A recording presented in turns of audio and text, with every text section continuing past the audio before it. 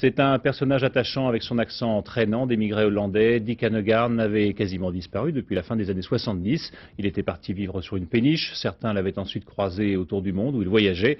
Aujourd'hui, il est revenu s'installer à Lille et il sort un nouveau disque. Rencontre avec Jean-Jacques Dufour et Guillaume Fautra. Quelle belle volée! Cette voix, c'est celle de Dick Annegaarn. Il revient comme Ulysse après de beaux voyages, mais une longue, trop longue absence. Je voulais en fait pas devenir un artiste des autoroutes françaises, quoi. Donc 78, j'ai dit bon, je quitte la compétition. Je voulais arrêter de courir, quoi. Bruxelles. 78, c'était l'époque de Bruxelles. Je te rejoins bientôt, aussitôt que Paris me trahit, et je sens que son amour. Oui, Bruxelles. Bien sûr, Bruxelles, c'est ma locomotive, c'est la locomotive de mon véhicule. Amateur de métaphores, Dick est un poète qui ne puise pas son inspiration dans le luxe et la volupté. On s'ennuie dans la soie. On ne fait pas que péter, on s'ennuie. Je veux dire, oui, c'est pour ça que j'ai commencé à vivre à Lille depuis 2 ans, parce que sur ma péniche, je m'ennuyais au paradis. On s'emmerde au paradis.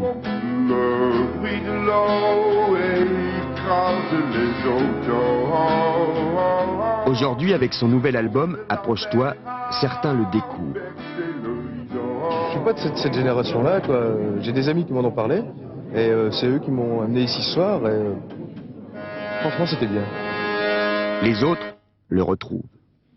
C'est même pas un combat, tu viens, comme s'il était parti un moment, il revient. C'est tranquille. Pour vous, il vous a pas quitté, quoi. Non, tranquille, il revient. Je suis content.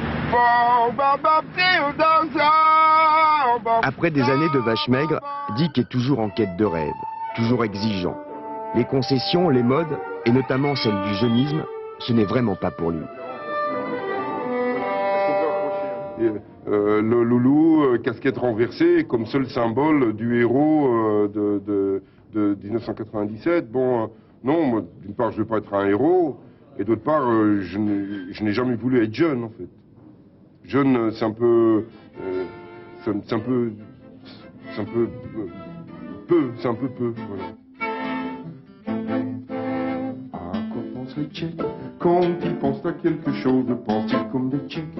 Pensent-ils rouge ou pensent-ils rose? Ou pensent-ils leur plaît? Cordes, univers brumeux, inspiration mûrie et voyageuse, le retour de Dick est un vrai bonheur. Un bonheur aux teintes mélancoliques et douces, à l'image de l'univers d'Annegaarn.